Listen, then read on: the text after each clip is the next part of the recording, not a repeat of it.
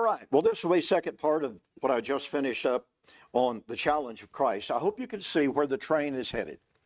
All right. When we allow basic rules of hermeneutic to guide us in our understanding, then all of a sudden this subject of audience relevance takes on particular power. And I've got to share with you. I was sharing this with Al yesterday. It's been a year ago. I don't even know exactly how long it was. But in one of my YouTube videos, I made the comment about audience relevance. And this lady in the comment section said, audience relevance is a damnable doctrine. I've never heard such a thing in all of my life. What are you talking about, audience relevance? This is a doctrine of the devil.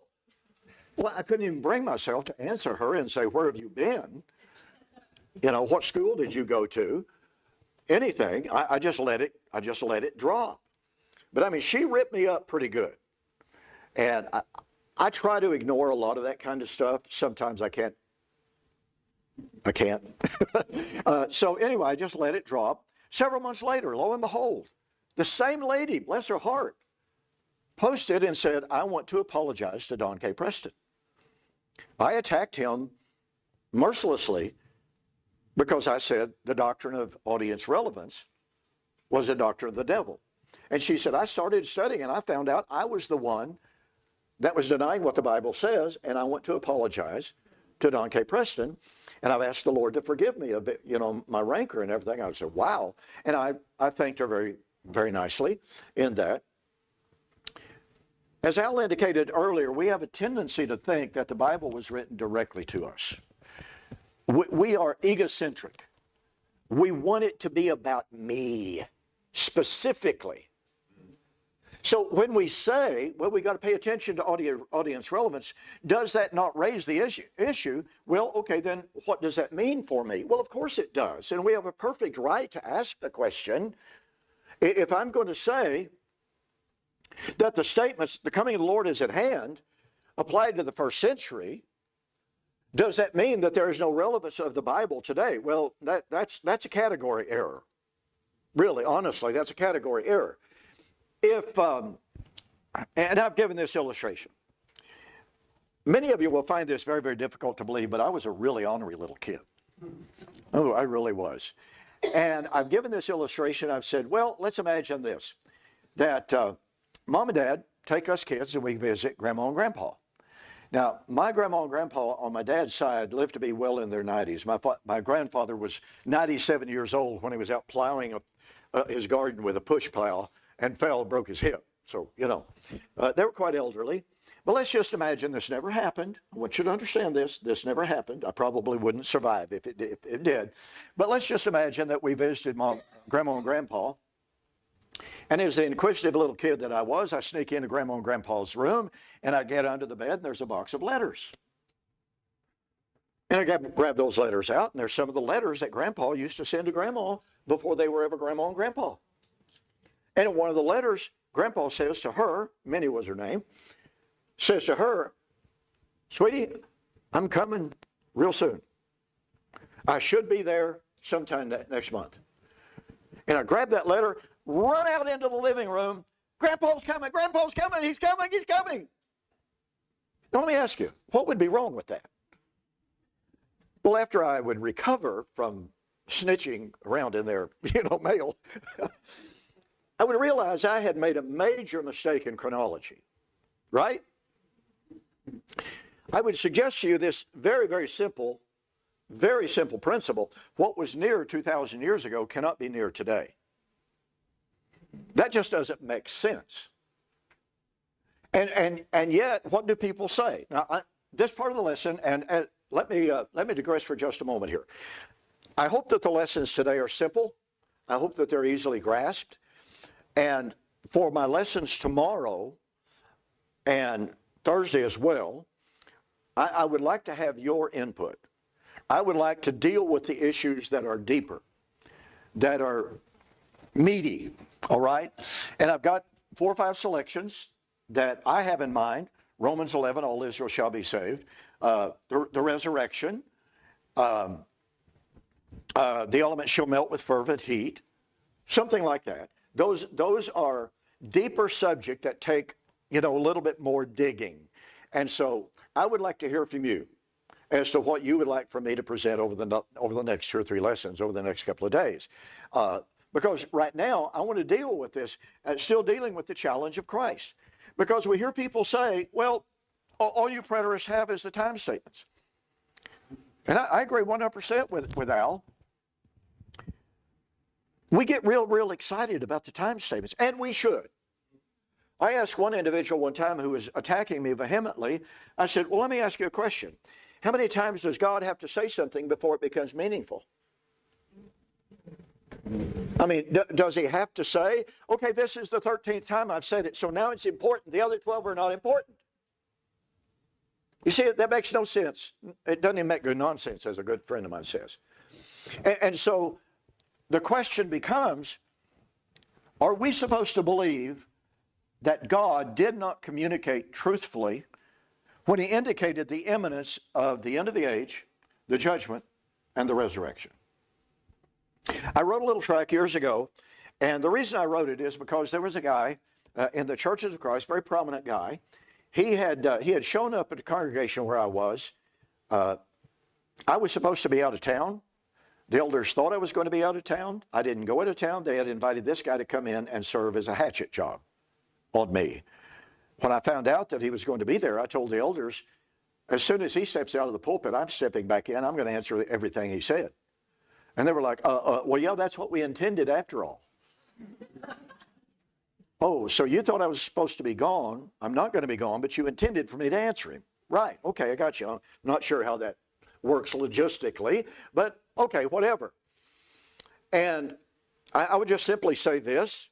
The man didn't fare well when I responded to everything that he had to say. I'll just leave it at that. He refused afterwards to ever meet me on a debate platform, period, end of story. Wouldn't even talk about it.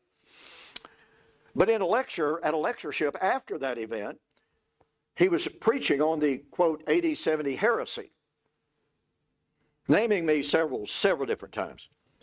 And he said, you have to understand, these preterists now, they focus on the time statements. And he began to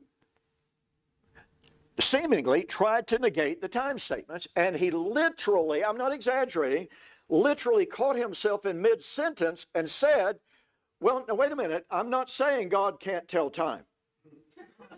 Okay, so you just spent 15 minutes telling us that at hand doesn't mean at hand, but that doesn't mean he can't tell time after all. When I heard him say God can tell time, I thought, okay, thank you. I'm going to write something on that. And it turned into a little book, Can God Tell Time? So what I want to do in this lesson this morning, as it relates to the challenge of Christ, did Jesus keep his word? In order to determine that, we have to establish 2 things. Number one, he really did predict his coming for what the scholars would call a delimited time frame. In other words, a specific time frame, and that's the 1st century. We've already looked at that in Matthew 16, 27, 28. But I also want to look at something we've already touched on briefly, ever so briefly, and that's the nature of the coming of the Lord when Jesus said the Son of Man will come in the glory of the Father. If you are not familiar with this, ladies and gentlemen, I fully understand how challenging it can be to come to the realization that when Jesus said he was going to come on the clouds of heaven with power and great glory, with the angels, with a shout, with the sound of the great trumpet, and gather together the elect, that language was never, ever, ever intended to be taken literally as a visually optical event. I was raised believing that it was. So I want to begin in a very simple way by looking at some of the passages that we find in the New Testament that have to do with the end of the age, with the coming of the Lord, with the judgment, with the resurrection. And then I want to segue from that into the nature of the coming of the Lord. Now, I would ask you to be turning in your Bible to John chapter 5, 19 to 22, that we will come back to here in a little bit to help us determine the nature. We've already looked at Matthew 16, 27, 28, but we'll wind up in John chapter 5, 19 to 21. So since we've already looked at Matthew 16, 27, 28, we won't spend any time there. Well, in Hebrews chapter 10 and verse 37, this is a really, really critical passage because Hebrews 9:28 says, and now to those who eagerly look for him, in the Greek, it uses the Greek word apekdekomai. Apekdekomai means an eager, expectant looking for. In other words, it's not something that you're going to sit back in your easy chair and say, it'll get here. Eventually, by and by. No. You expect to see it. That's apekdekomai. Okay. So that's Hebrews 9:28. As the writer continues, he exhorts his audience to hold fast until the end. And he says, for now, in a very, very little while, the one who is coming will come and will not delay. Now, the Greek there is hoson mikron, which means literally how very little time and without delay. I don't know how else you could express genuine imminence. And yet people try to tell us, well, he wasn't really trying to say the Lord's coming was at hand. He was actually saying it may be delayed a long, long time. Okay, so will not delay means he may delay 2,000 years. And in a very, very little while means don't worry about it. You see what I mean? I coined a non-Latin Latin term years ago. Now, keep in mind, this is not a genuine Latin term. I coined it. I just thought it sounded kind of cool. Argumentum ad desperatum. I think you get the idea of what I mean by that, don't you? It's an argument from desperation. When you see your paradigm crumbling before your very eyes. We as human beings, and it's sometimes called cognitive dissonance. There's a good mouthful for you, isn't it? When we see our paradigm crumbling before our very eyes, we will literally make stuff up in order to hang on to it. That's argumentum ad desperatum. That's what happens when people go to Hebrews chapter 10 and verse 37 and say, well, I know it says it's just going to be a very, very little while and without delay, but it could entail, who knows, 1,000,000 years. Argumentum ad desperatum. But the writer doesn't stop there at verse 37. He says, we are not of those who draw back unto perdition, but we are those, to express it in a generic paraphrase, we're those who hold fast to the end, expecting to receive the end of our faith. I love 1 Peter. I produced like a 17-part DVD series on 1 Peter. The eschatology of 1 Peter is just almost overwhelming once you dig into it. I mean, it's incredible. For time consideration, I'm only going to focus on chapter 4, okay? We could go from chapter 1 all the way through chapter 4, but I don't have time for that. So in 1 Peter chapter 4, verse 5, Peter says Christ is ready to judge the living and the dead. Does anybody have a problem saying the judgment of the living and the dead is the resurrection? Anybody have a problem with that? I've never found anybody had a problem with that idea. Judgment of the living, that's resurrection. Or the dead, that's resurrection. Okay. So, he says Christ was ready from the Greek word hitoimos.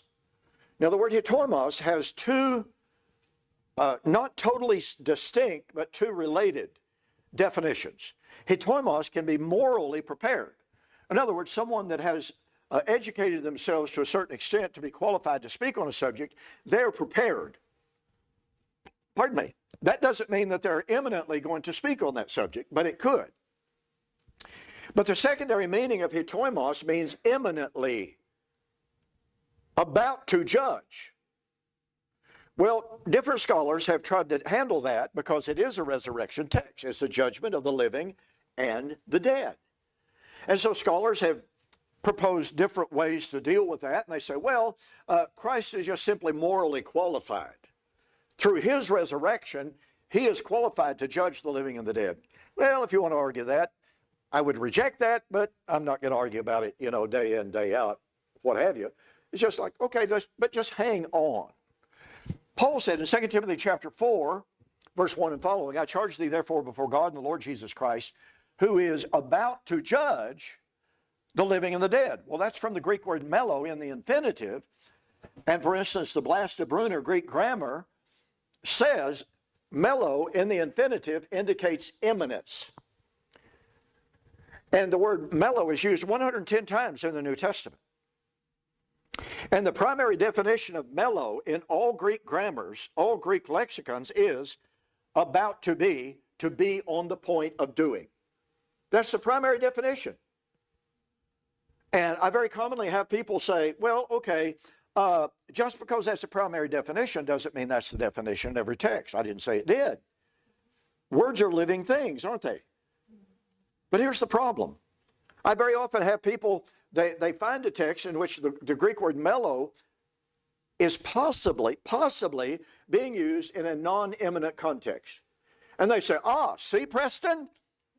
Imminent, mello doesn't mean at hand. Well, it doesn't mean at hand there. That doesn't mean it doesn't mean about to happen over here. This is what's known in the world of logic as illegitimate totality transfer. And to give you an idea of what illegitimate totality transfer is, I think we all know what Angus cows are, right? Black cows. Let's say we have a herd of Angus cows. And we look up and lo and behold, there's an albino Angus. And somebody says, well, I always thought Angus were black, but there's a white one. That means Angus are not black. Illegitimate totality transfer. You're saying, here is an exception, basically, but I'm going to apply the exception to all occurrences. See, that doesn't work. That's not solid hermeneutic. But that's what people do. Oh, I found a text where mello or hitoimos doesn't mean imminent.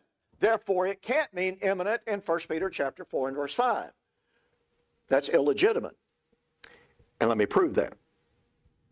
So 1 Peter chapter 4 and verse 5, Christ was ready, hitoimos, to judge the living and the dead. Verse 7, the end, Greek word telos. Now the word telos can mean one of two things, or it can mean both combined. Telos can mean termination. You reach the end of something, that's the end of it. Or the end of that something is the goal of that something. Okay? The goal is really the key. And so here is Peter saying, the goal of all things has arrived. Now, folks, that is an incredibly rich eschatological statement. And I would like for you to cross-reference 1 Corinthians chapter 10, verse 11. I wrote an article on this. It's on my website, donkpreston.com.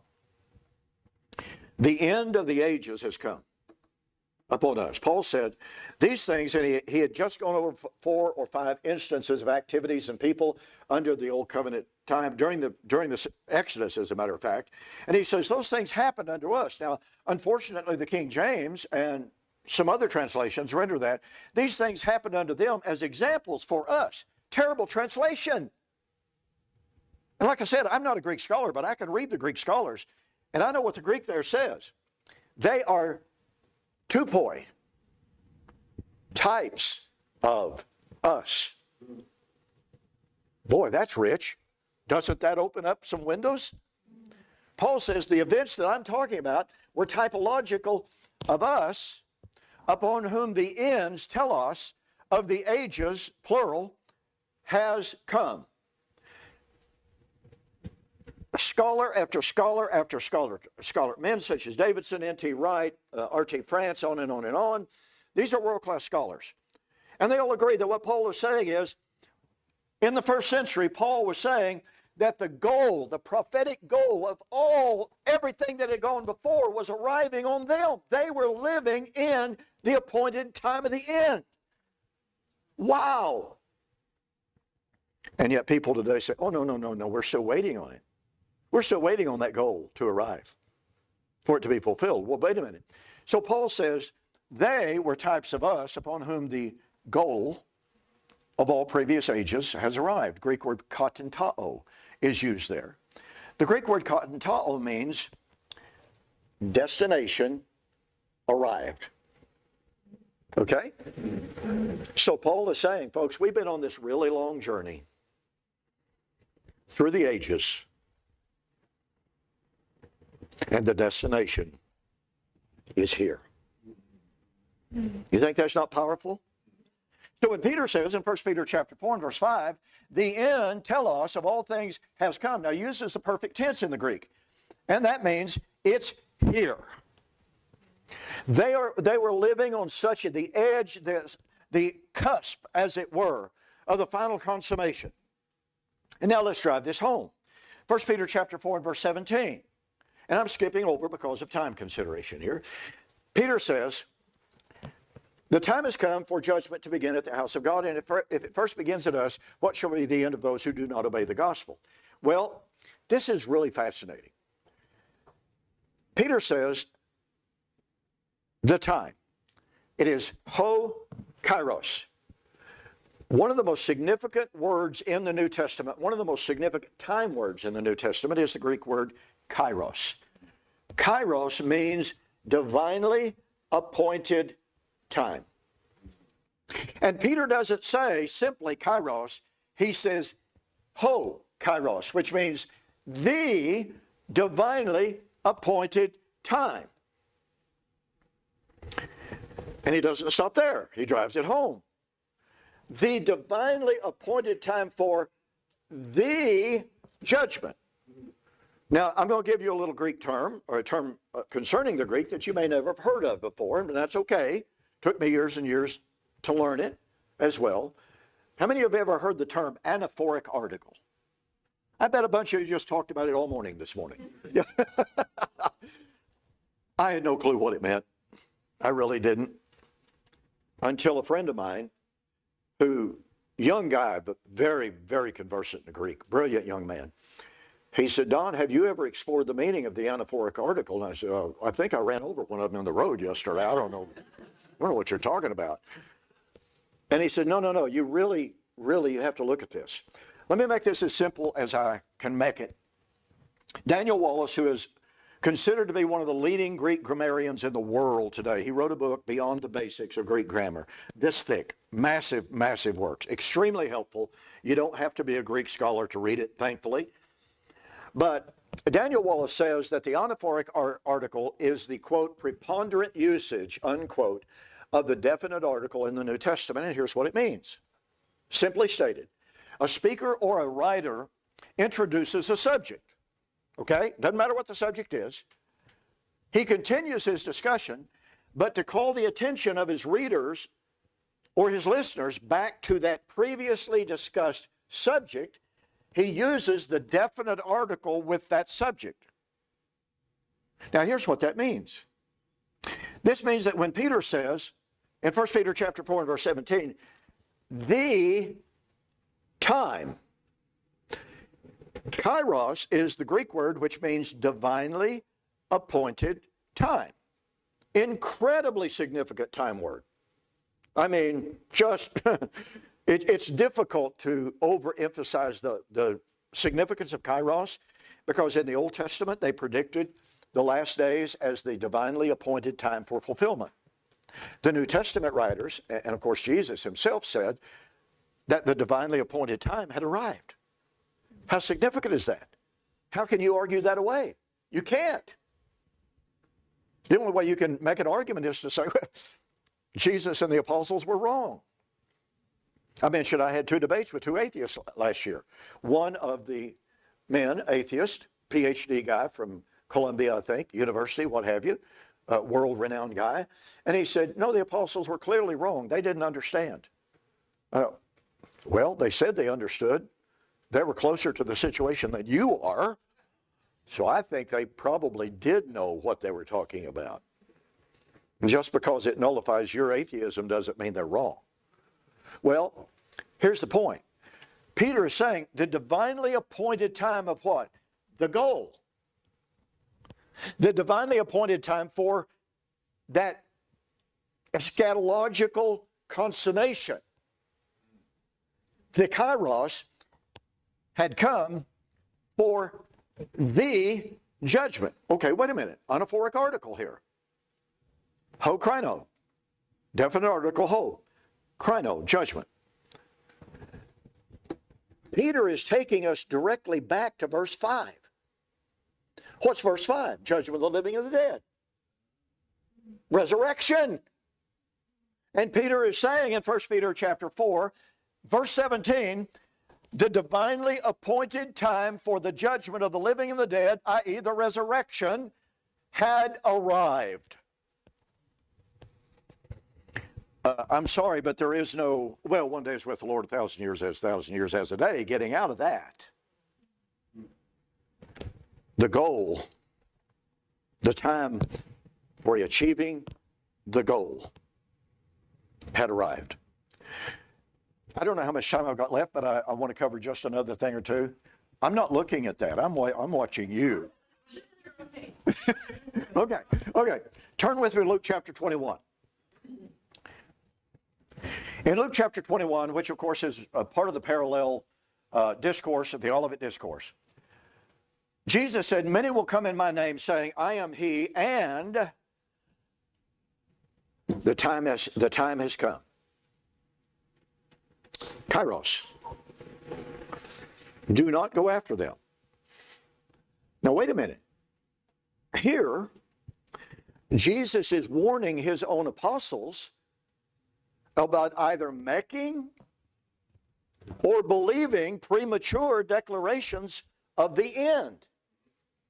He said, people are going to come after me saying, I am him, and the time has come. The end has arrived. He said, don't believe them. Okay, wait a minute. Wait a minute. Do we have a problem here? We've got Jesus saying to the apostles, you don't make or believe premature declarations of the end. You don't believe people who are going to come and say, the time has arrived, the end has come. And yet, later in that very same generation, Peter, who was with Jesus when he said, don't believe any of these premature declarations of the end, you don't believe them. Peter is saying the exact same words. Is Peter deluded? In Matthew chapter 24 and verse 32, after Jesus being asked for the sign of the end, he gave them the sign, the preaching of the gospel into all of the world, and the abomination of desolation.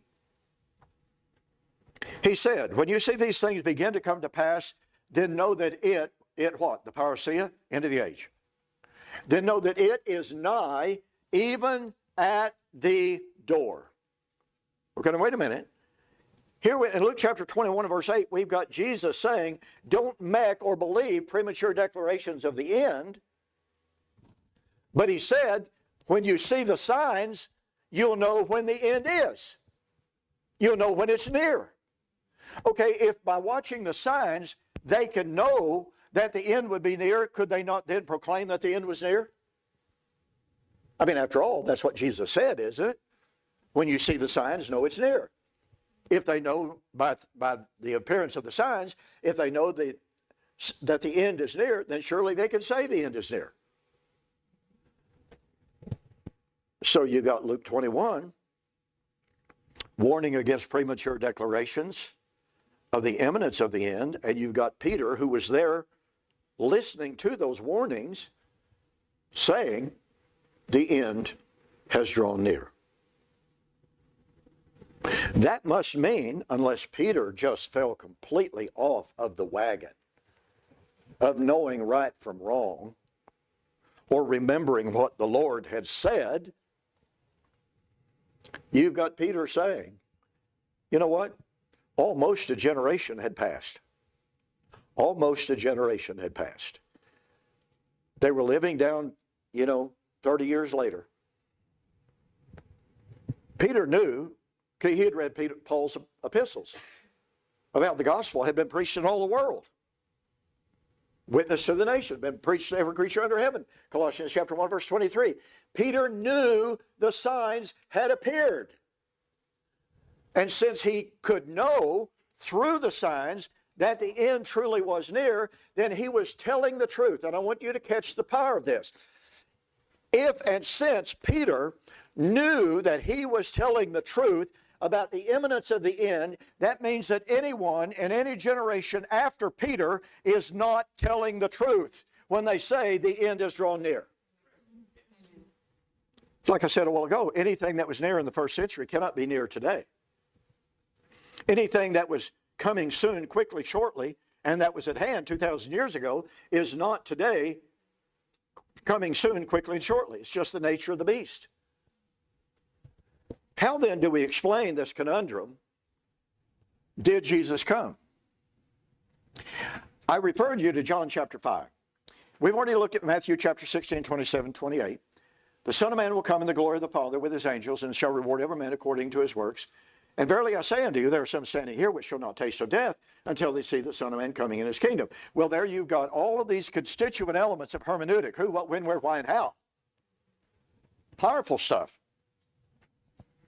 Well, in John chapter 5, 21 and following, 19 and following, pardon me, Jesus said, powerful, powerful context, from henceforth the Father judges no one. How could anybody imagine that? Right? That's incredible. What he says next is mind-blowing. But has committed all judgment to the Son, so that all men might honor the Son as in the same way they honor the Father. Wow. Talk about a Christological statement. This is mind-blowing. And then he said something that is directly parallel to Matthew 16, 27. And he says, the Son can do nothing of himself but what he sees the Father do. What's Jesus saying? I've seen my Father come in judgment many, many, many times. I'm going to come just like the Father had come. Okay, question. How? How was the Son going to come? Well, people tell us, on the clouds, with the angels. Every eye shall see him. On and on. And I don't have time to develop this by any stretch of the imagination, but we impose a Grecianized worldview and a literary perspective on the ancient Hebraic text, which is illegitimate. Okay, that's enough of that. So I want to segue. How much time do I literally have? How much? 15. 15. Okay, thank you. I don't have to tell you that 2 Peter chapter 3 is considered the bulwark. You know, it's an iron wall to prove that Jesus is coming back to put an end of history.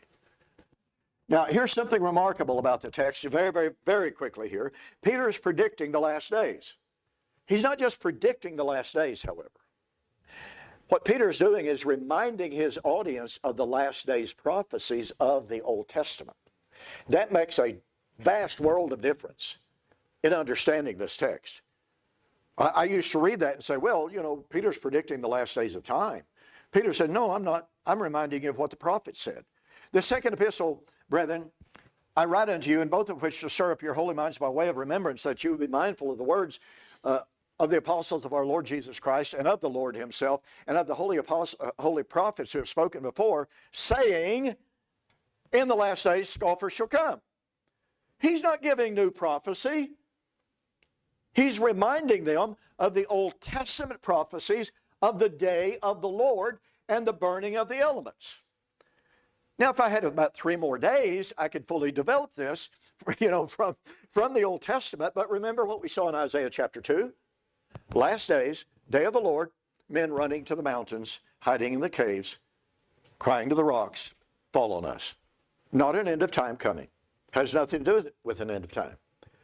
So when you put Isaiah chapters 2 through 4 in a graph on one side, and you have the constituent elements, last days, day of the Lord, run to the hills, hide in the caves, etc., etc., etc., vindication of the martyrs included, and you put the same thing on 2 Peter chapter 3, guess what you do? You have perfect parallels. Perfect parallels. I wrote a book years ago entitled The Elements Shall Melt with Fervent Heat. And, you know, if you'd like to purchase that via PDF, by the way, to avoid the exorbitant shipping costs to Australia, contact me later and I'll be glad to work with you on that. So the point being that Peter is not giving a new prophecy. He is reminding them of what the Old Testament prophets said was going to happen in the last days. And guess what? Isaiah chapter 28 foretold the coming of scoffers in the last days, in the time of the laying of the foundation stone for the Messianic temple. I wonder when that was done. Oh yeah, Jesus Christ himself is the chief cornerstone.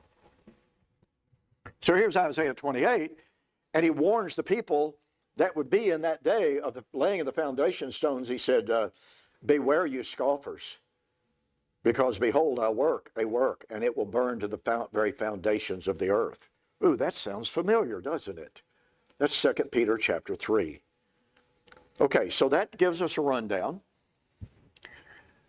Well, Peter not only predicted the last days day of the Lord, the destruction of heaven and earth, but he says in 2 Peter chapter 3 and verse 13, seeing then that all of these things shall be dissolved, what manner of men ought we to be in all holiness and manner of our conversation? For according to his promise, we look for a new heaven and a new earth wherein dwells righteousness.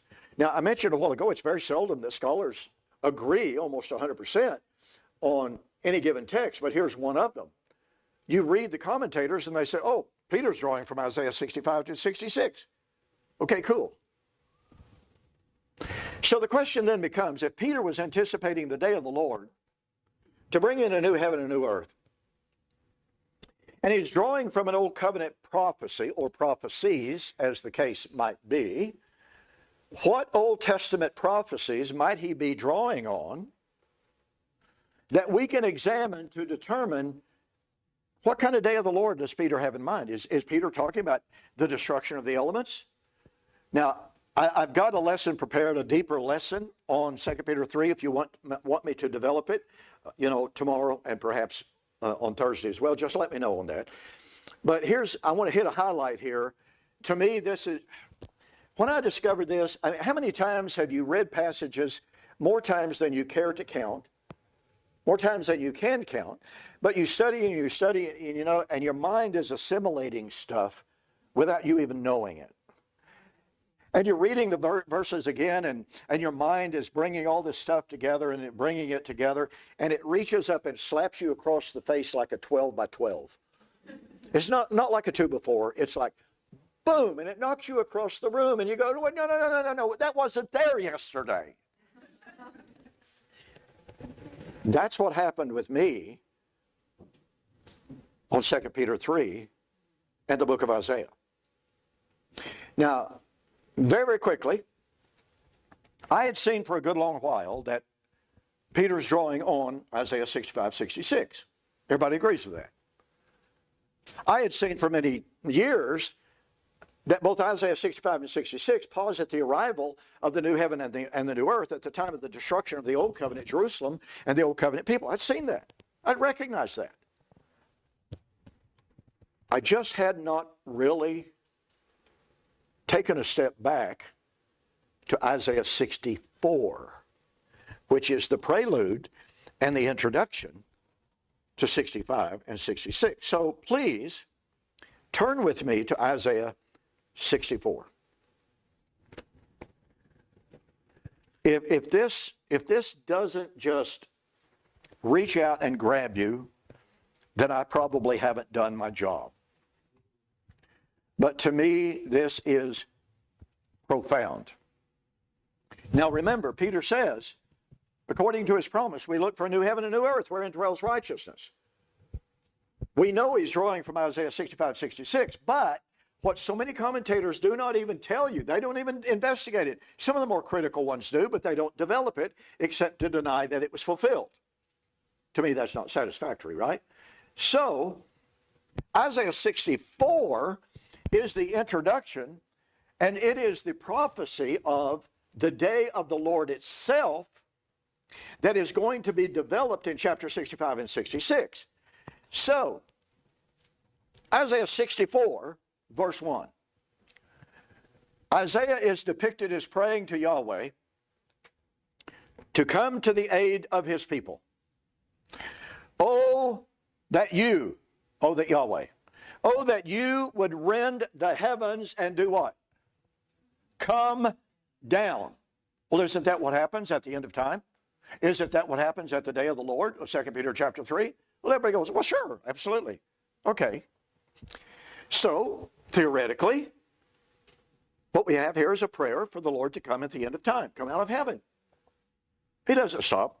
Oh, that you would come down, that you would rend the heavens and come down, that the mountains might shake at your presence. Now, the word presence there in the Septuagint is the Greek word prosopon, and it means face. More technically, it means nose. I mean, that's just, that's the real literal definition of prosopon. It's the first cousin to parousia. They both are translated as presence throughout the Tanakh, okay? Okay, that the mountains might quake at your presence, as when the fire kindles brushwood, and the fire causes water to boil, to make your name known to your adversaries, that the nations might tremble at your prosopon, presence. Okay, what is Isaiah praying for? God, I want you to come out of heaven. I want you to shake the heavens and earth. I want you to just tear everything up so that the nations will know that you are the Lord. But we're not done. When you did, is that a past tense? Yep. When you did awesome things that we did not look for, you came down. And the mountains quaked at your prosopon. From of old no one has heard or perceived by the ear. No one has seen a God besides you who acts for those who wait for him, etc., etc. Okay, wait a minute. 2 Peter 3 was anticipating the coming of the Lord to bring in the new heaven and new earth in fulfillment of Isaiah 64 to 66. Everybody follow me? The coming of the Lord of Isaiah chapter 64 to 66 would be a coming of the Lord like past comings of the Lord. Can anyone point me to a text anywhere in the Tanakh, that is the Old Testament, in which God literally, visibly, bodily came out of heaven and destroyed the heaven and earth? Nope, you can't do it. Oh, wait a minute. Isaiah said he did. How had God come down in the past and shaken heaven and earth? Well, he did it when through his sovereignty he used this nation to judge that nation. Isaiah chapter 10, verse 5 and 7. O Assyrian, the rod in my hand, and the staff of my anger. The Lord said, I'm going to use the Assyrian to destroy the 10 northern tribes. Does the Assyrian think he's doing my will? No, no, no, no. He thinks it's his God. But he said, no, I'm using him. Now, when the Assyrians invaded the 10 northern tribes and carried off into captivity, guess what? In Micah chapter 1, it says, Lord, you came down and you tread on the tops of the mountains, and the mountains melted under your feet. Okay, wait a minute. Wait a minute. Does everybody see what's going on here? This is the language of the coming of the Lord out of heaven. Treading on the tops of the mountains melting under his feet, the cosmos actually being destroyed. We don't have time to develop Isaiah chapter 34 in this. But here in this pivotal, foundational prophecy that Peter is drawing on for his prediction of the new heaven and new earth of 2 Peter chapter 3, he is quoting from Isaiah chapter 64 to 66. But Isaiah 64 to 66 is a prayer for Yahweh to come as he had come many times before. And Jesus said, Son of Man is going to come in the glory of the Father, like the Father had come. The Son can do nothing of himself, what he sees the Father do. Jesus had seen his Father, quote, come out of heaven, not literally, not visibly, not bodily, but had seen him destroy this nation or that nation repeatedly at different times and accomplish his purpose. There is, and I'm going to close on this, I think I'm probably about out. 82 times in the Old Testament, 69 times in the book of Ezekiel alone. The Lord said, I'm going to use this nation to destroy this nation over here. And he added this little statement, that they may know that I am the Lord. That's what's happening in Isaiah 64, isn't it? Lord, when you came down and you did marvelous things, the nations trembled. They realized this was you. There's a world of thought surrounding that I'd like to develop. I just don't have the time for. But I'll close with this final thought. Isaiah chapter 26, 9 and following tells us that when the Lord's judgments would be in the earth, the righteous learn wisdom. The righteous, because they knew the servants of the Lord had been sent as the servants of the Lord to predict what was taking place, and they would see those events come to pass in fulfillment of the prophecies, and they would say, that's the day of the Lord. But the wicked would see the same identical event and go, excuse me, ladies, no offense meant. You remember the old blonde jokes on TV? I don't get it. You remember those? Okay. No offense meant. But Isaiah says, the wicked would see the same identical thing that the righteous would see. The righteous would see and learn wisdom. The wicked would go, what? What are you talking about? But it says they will not see, but they will see. Even John Calvin, in commenting on that passage, says, what this passage means is that the wicked would not understand what was happening until it was too late. Okay? Same event seen by the righteous. Now, you mean to tell me that if this is an earth-burning, time-ending event, the wicked would not understand exactly what it was the same way the righteous? No, doesn't work. Same event, two different perspectives, one through faith, one through understanding, the other, no faith, no understanding, no vision. Thank you. Bless the Lord. Before the straight man's questions, if you have questions, yep, go to eschaton2025@gmail.com. Don't go there. Send your questions there. All right. Thank you very much, Don. All right. Well, no one works harder than you, pal.